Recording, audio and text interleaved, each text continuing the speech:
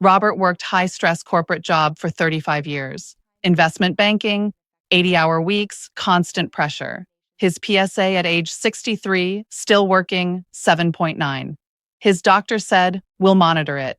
Probably stress-related inflammation." Robert thought, "Once I retire, everything will improve." Age 65, he retired. Finally. No more deadlines, no more pressure.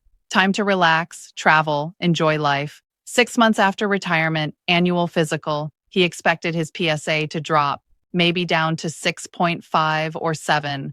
Result came back, 9.1, up 1.2. Robert was devastated. "I retired to reduce stress. My PSA went up." His doctor was puzzled too. "This doesn't make sense. You should be less stressed." Robert went to a health psychologist who specialized in retirement transitions. The psychologist asked detailed questions. "How do you spend your days now?" Robert described his retirement. "Watching news constantly, morning, afternoon, evening. Worrying about stock market, checking portfolio multiple times daily. Concerned about politics, anxious about world events, frustrated with adult children's life choices, house projects causing stress, nothing going as planned." The psychologist stopped him. "You didn't retire from stress. You changed the source of your stress. Work stress became retirement stress. Different triggers, same physiological response. Your cortisol levels are probably higher now than when you worked." The psychologist explained the stress-inflammation PSA connection.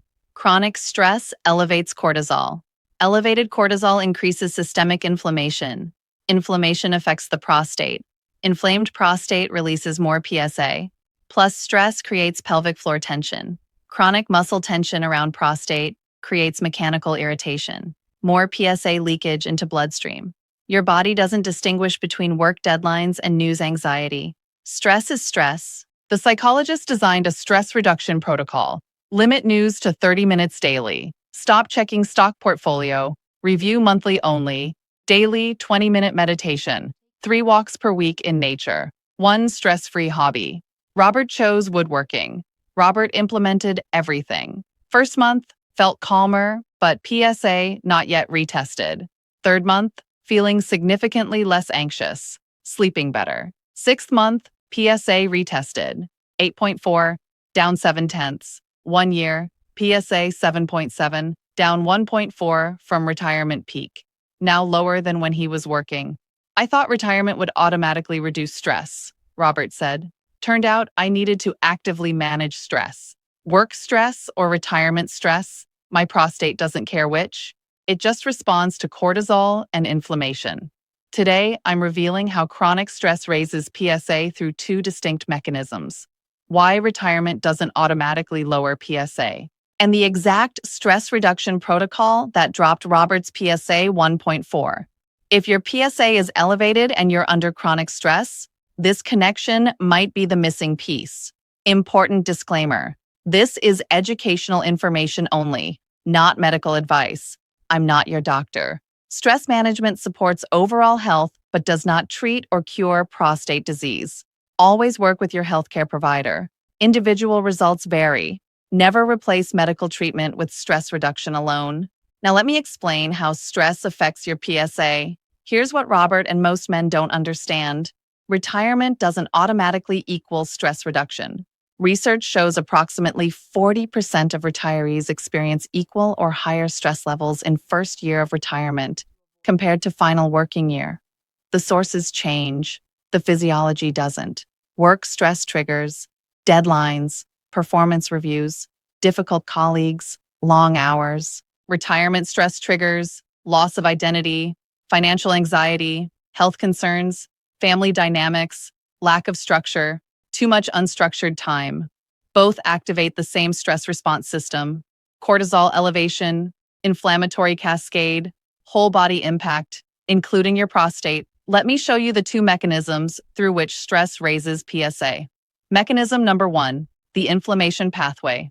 When you experience chronic stress, your adrenal glands produce elevated cortisol. Short-term cortisol is helpful, helps you respond to immediate challenges, but chronic elevated cortisol creates systemic inflammation. Here's the cascade. Elevated cortisol increases production of inflammatory cytokines, specifically interleukin-6, tumor necrosis factor alpha, and C-reactive protein. These inflammatory compounds circulate throughout your bloodstream. They affect every organ system, including your prostate. When your prostate tissue is inflamed, it releases more PSA into your bloodstream. This isn't because your prostate is growing larger. It's because inflamed tissue is more permeable. The cellular barriers between prostate tissue and blood vessels become leaky. More PSA passes through into circulation. Your PSA number rises. Robert's prostate size barely changed from age 63 to 66, but his inflammation markers told different story. At age 63, still working, C-reactive protein 1.8, mildly elevated. At 65, 6 months retired, C-reactive protein 3.4, significantly elevated. His cortisol also increased, from 18 to 32. Normal range is 5 to 25. His retirement stress was creating more inflammation than his work stress ever did. Mechanism number 2, the pelvic tension pathway. Chronic stress doesn't just create chemical inflammation, it creates physical tension, specifically in your pelvic floor muscles. These muscles surround and support your prostate. When you're stressed, these muscles chronically tighten. Most men don't even feel it. It's unconscious, but the tension is there. Tight pelvic floor muscles create several problems. They compress the prostate mechanically, squeezing it constantly. They restrict blood flow to the prostate. Poor circulation means poor oxygen delivery. Poor oxygen means more inflammation. They create chronic low-grade irritation. Your prostate is being squeezed and irritated constantly. All of this increases PSA release. Robert's pelvic floor was extremely tight. The psychologist referred him to pelvic floor physical therapist. The therapist could feel the tension immediately. Your pelvic floor is like concrete. This is chronic stress-related tension. This tension developed over years of work stress, then intensified during retirement as he sat more, moved less, and worried constantly. Both mechanisms were working against him. Chemical inflammation from cortisol, physical compression from pelvic tension, double impact on his PSA. The psychologist identified Robert's specific retirement stressors. Stressor 1, loss of identity. For 35 years, Robert was investment banker. That's how he introduced himself, how he thought of himself. Suddenly, no title, no role, no professional identity. Who am I now? He kept asking. This identity crisis created constant background anxiety. Stressor 2, financial anxiety. Despite having adequate retirement savings, Robert worried constantly, checked portfolio daily, watched financial news obsessively. Every market dip created panic. What if I run out of money? This financial anxiety was worse than work stress ever was. Stressor 3, loss of structure. Work provided structure, wake-up time, schedule, tasks, deadlines. Retirement, no structure. Every day wide open, sounds relaxing. For Robert, it created anxiety. What should I be doing? Am I wasting time? Constant low-grade stress about using time properly. Stressor 4, family dynamics. During working years, Robert was too busy for family drama. In retirement, suddenly very aware of adult children's struggles, son's marriage problems, daughter's career uncertainty.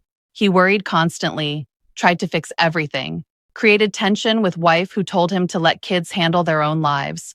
New source of stress he never had while working. Stressor 5, news consumption. With unlimited time, Robert watched news all day. Political anxiety, global crisis worry, disaster coverage. His cortisol spiked every time he turned on TV, but he couldn't stop watching.